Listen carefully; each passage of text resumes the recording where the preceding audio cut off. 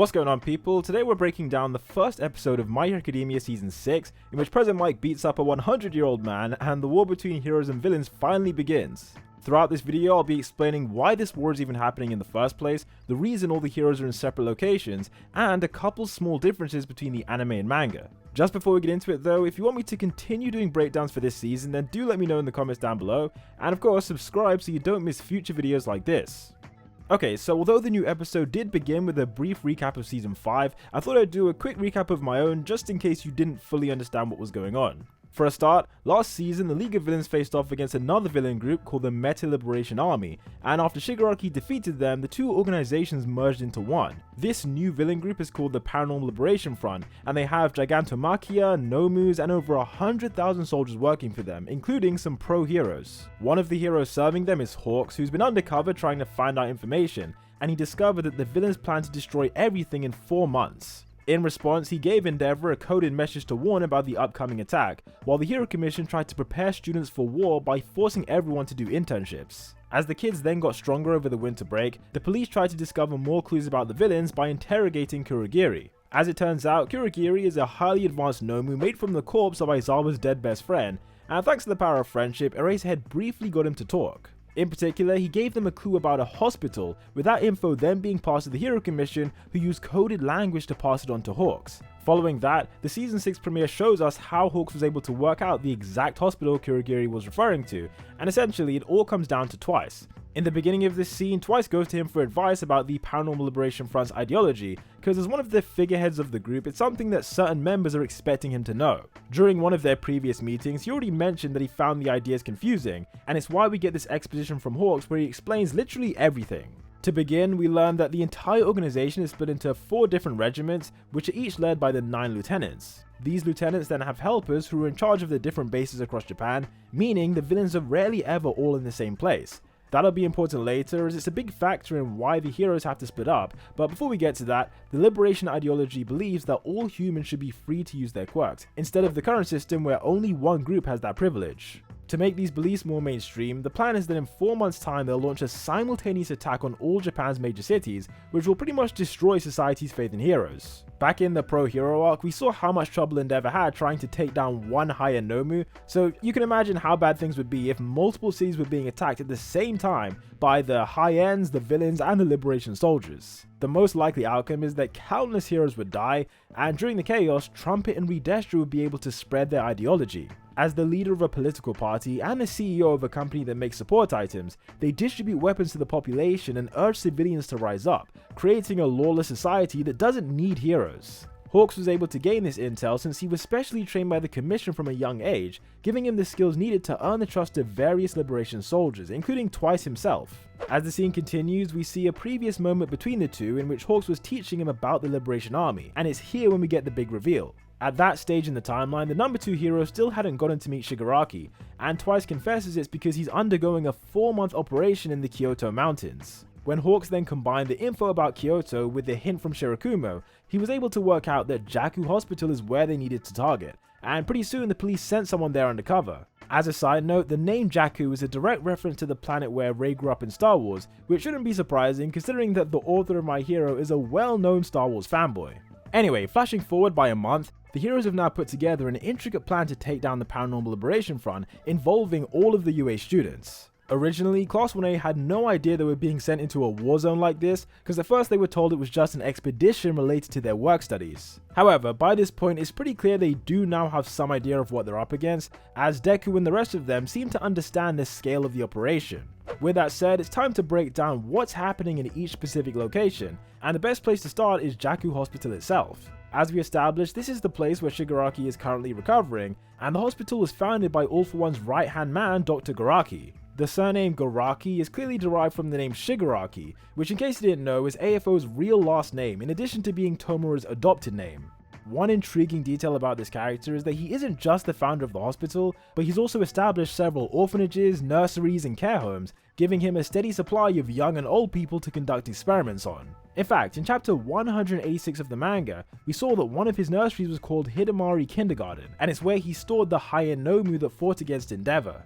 Anyhow, the reason the heroes now know that Garaki is the villain is because there's a section of the hospital that only he's allowed to go into, and their undercover spy was able to snap this picture of a tiny Nomu standing next to the doctor.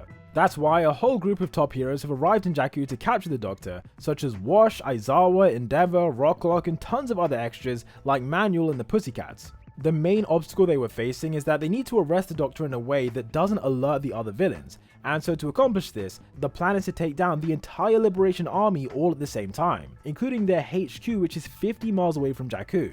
In that location, you have 3 of the top 10 heroes on the front lines, as well as Chainsaw Man's long-lost cousin, and also there's a handful of students like Denki and Tokiyami, not to mention Mushroom Girl and Mudman from Class 1B. Like Momo goes on to point out, each of them have quirks that are good for wide-ranging attacks, and so they're on the front lines to take out as many villains as possible in one go. The rest of the kids without wide-ranging attacks were stationed further behind in the forest, and the idea is that hopefully they won't have to get involved in the main battle. Now, one important thing worth highlighting is that there's a very specific motivation for the heroes to launch this attack today. Thanks to Hawks' detective work, he found out that the Liberation Front lieutenants have a scheduled meeting at HQ, making this the best time to get all of them at once. The single exception is of course Shigaraki, who's in Jakku, and if we switch over to a different part of the city, Deku, Bakugo and Shoto are in Jakku as well. Unlike Endeavour's group, their main job isn't to capture Garaki or fight off any of the Nomu, but rather their main priority is helping with the evacuation. Meanwhile in the streets, the hero Slide and Go was arrested for being a traitor, and this was expected because Hawks had known for a while that this guy was working for the Liberation Army.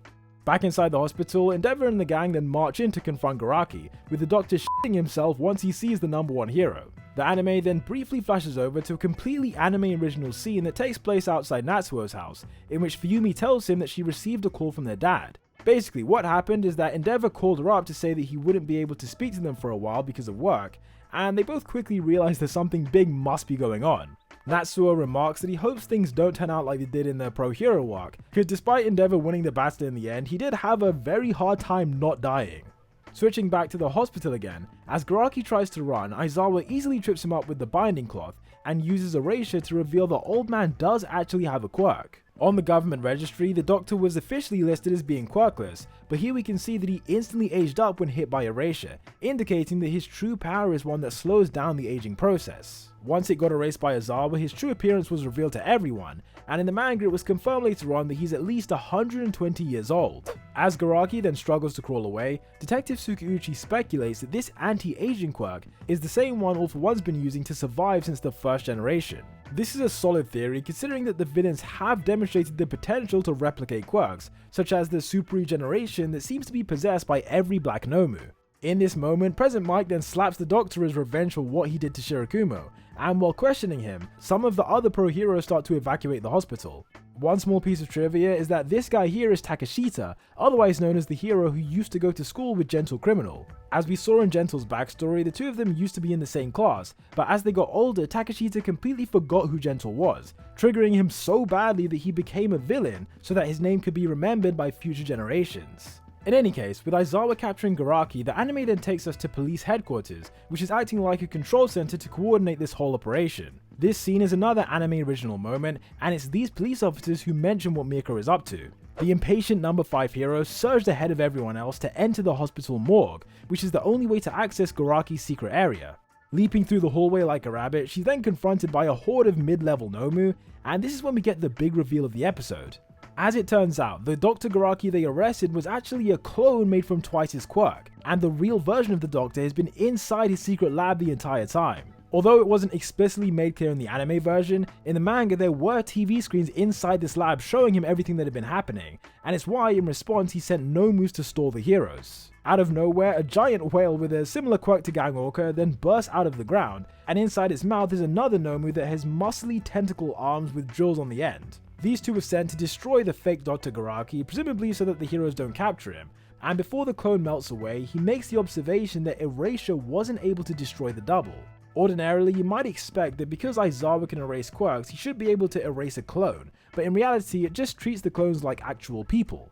Following that, more mid-level Nomu burst out into the hospital reception area, while at the same time Mirko rampages through the morgue. This brief clip where she decapitates the Nomu really helps bring to life just how unbelievably fast and powerful she is, and while that's going on, the real Garaki was reluctantly making plans to run away. The reason I say it's reluctant is because the Doctor's secret lab is basically his life's work, and if he abandons it, he knows that the heroes will likely destroy everything. On the walls, you literally have thousands of quirks stored in each of these jars, and it goes without saying that these must have been harvested from innocent people over a super long period of time. In addition to that, there are also multiple higher nomus recovering in their tanks, so from Garaki's perspective, he doesn't want to leave all that behind. That being said, he ultimately doesn't have a choice but to save just himself and Shigaraki, and in order to escape, he needs to use the warping quirk. This quirk is possessed by both All For One and Johnny the Nomu, and it's the only way the Doctor can leave without having to go through the heroes. However, just as he gives Johnny the order to teleport them away, Mirko breaks down this huge metal door with a single kick, shattering hundreds of quirks and crushing Johnny in the process. The episode then comes to an end with her asking Dr. Garaki if he's the real version, and overall I'd personally give this episode a 9 out of 10. It was great to start the season by just getting straight into the main plot rather than having a filler episode like we usually do. And it had a lot of suspense, a lot of excitement, several moments that were done a lot better than they looked on paper, including the moment when Garaki melted away and the moment when Twice was talking about Sanctum. So yeah, overall I think it was really great. Definitely an improvement on the things we were seeing in season 5. Anyway, that's pretty much everything I wanted to say about the season premiere, but let me know in the comments what you thought of the episode and also if you want to see more breakdowns like this. Right now, I'm not sure whether I want to do full episode breakdowns or if I want to do just videos explaining certain things in the episode. It would be good to get your guys' opinion on that so that I know what to do going forward. And yeah, until the next one, peace out.